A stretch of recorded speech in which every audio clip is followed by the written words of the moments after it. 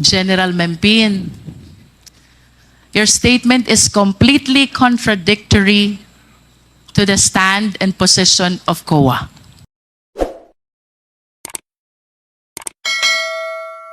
General, kanina po sabi nyo, hindi nyo alam yung confidential fund. Yeah, You that's still correct. confirm that? That's correct, Your Honor, Mr. But Chair. I hope you understand that the certifications which I confirm from the AFP officers, the 4 of them, pertains to the expenditure of 15 million taken from the confidential fund. And according to them, those certifications were required by you. Your Honor, Mr. Chair, actually I was asked by the officer of the Secretary to ask for certification coming from these units.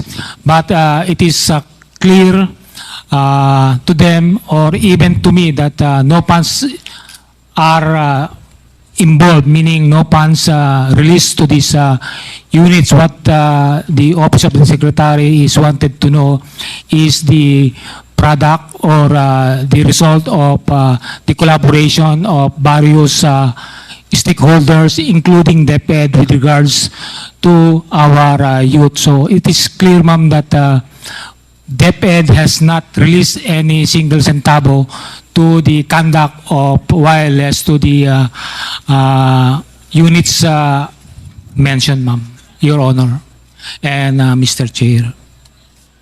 If you are saying, General Mempin, na walang nirelease na pondo ang DepEd dito po sa Youth Leadership Summits, saan po ginastos yung 15 million?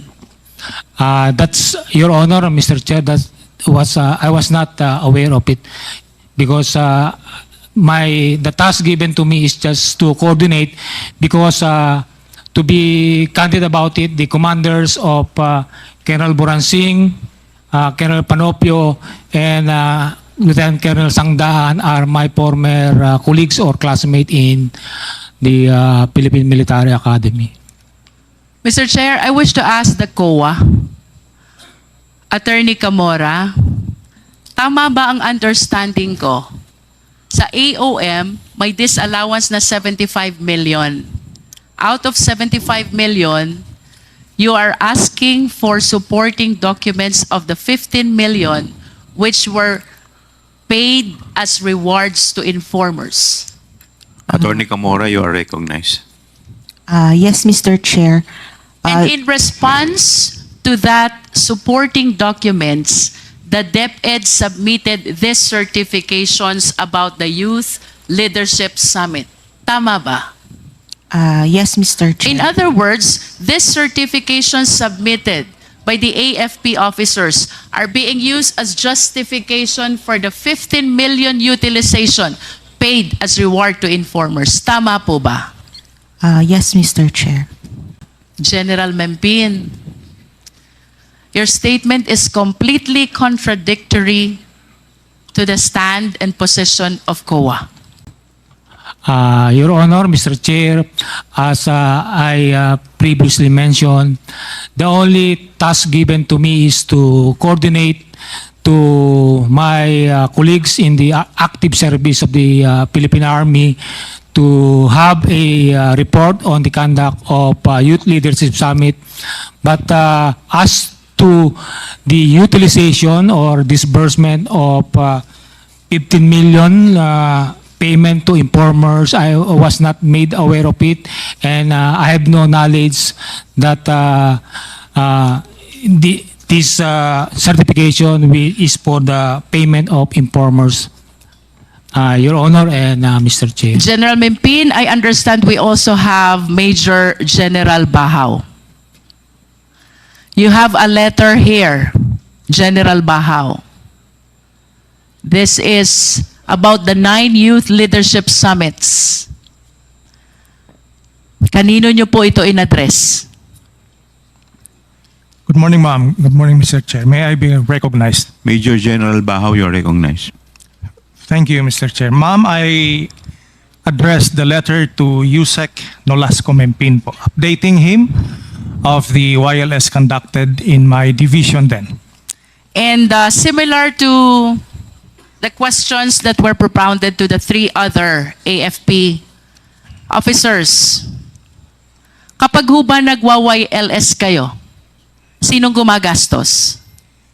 Ma'am, sari-sariling agency po na nagpa-participate dito ang gumagastos. Sa amin po, more on facilitation and the security, kami po ang gumagastos sa sarili naming mga tropa. And with respect to the children and the youth who are the participants, do you confirm what they said already? LGU ang gumagastos? Yes, ma'am. At kanina po sinabi din ni General Mempin, balikan ko si General Mempin, sabi niyo po, General, wala talagang gastos ang DepEd dito? To be You stated clear, that kanina. because as I was asked if the confidential funds issues for the conduct of wireless, so it's clear that no funds is downloaded or given to the Philippine Army for the use of the conduct of wireless, but if confidential fund is given General, to informers that is DepEd. tantamount to saying na walang gastos ang DepEd sa inyo.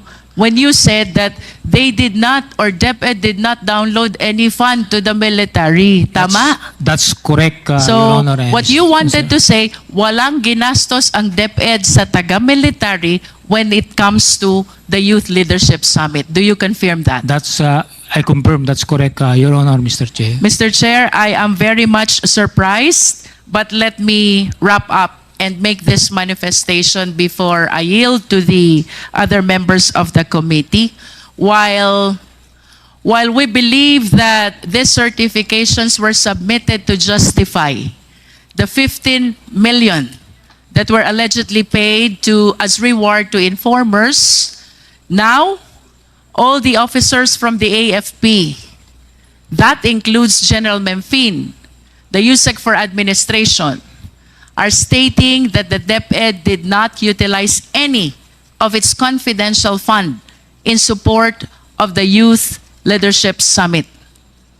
These statements, Mr. Chair, are completely contradictory to what DepEd has made the COA believe in the submission of all these certifications. Mr. Chair, to proceed, let us all be reminded, ito pong confidential fund na ito, pera ng taong bayan. We, all of us, are accountable to the Filipino citizens.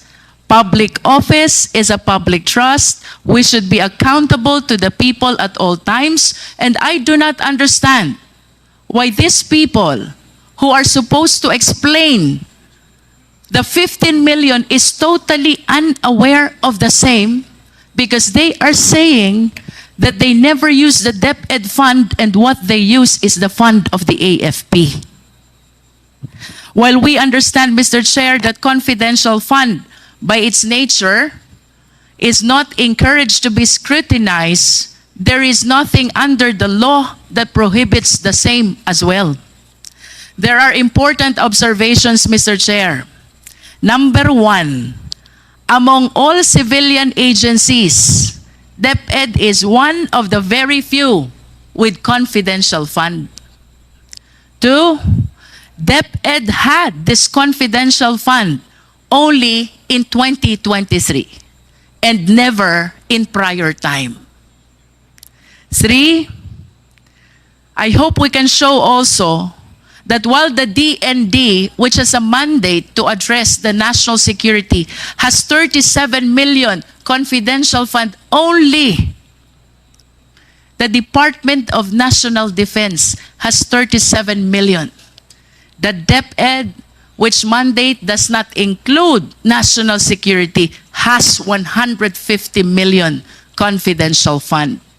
Mr. Chair, to continue, while the police, the AFP officers already denied this YLS,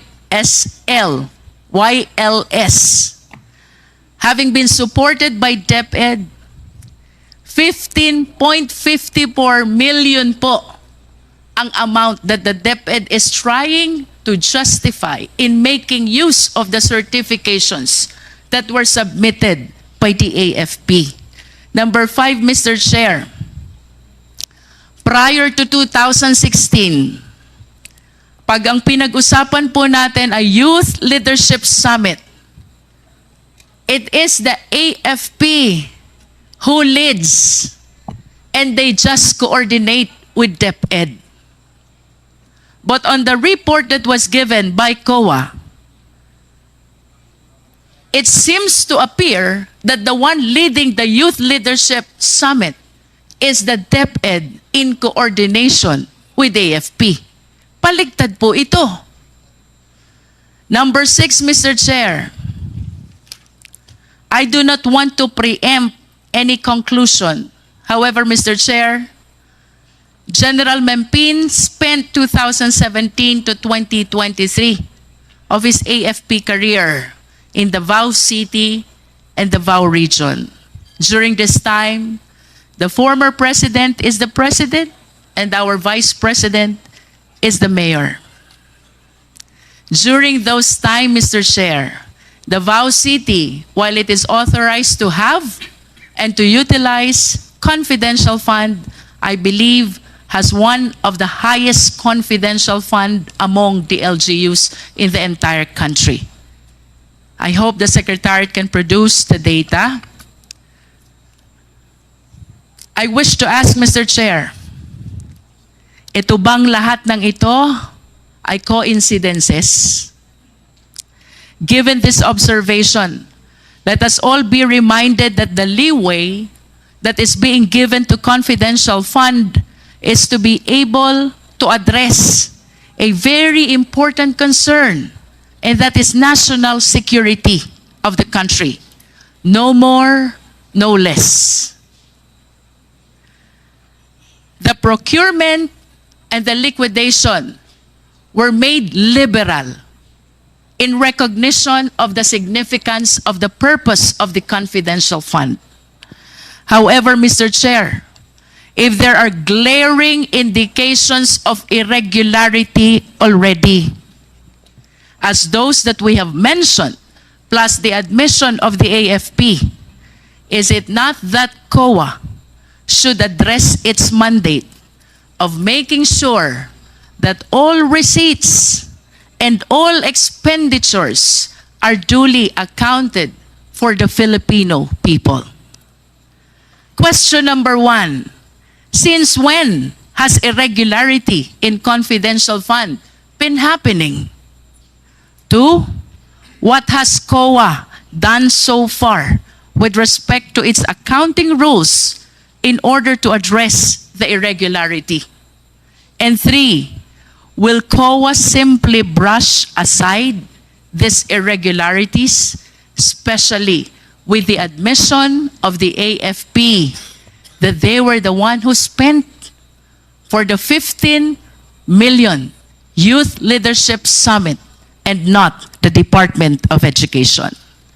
Let us remember, regardless of which office in the government we belong, public trust always carries accountability. To tone down the mood of our investigation at para mas maintindihan po ako ng mga tao, mayroon hong prominent na line sa pelikulang Star Wars. Ang sabi, comes with great power is great responsibility. If you translate this to constitutional language, let us all be reminded, public office is a public trust.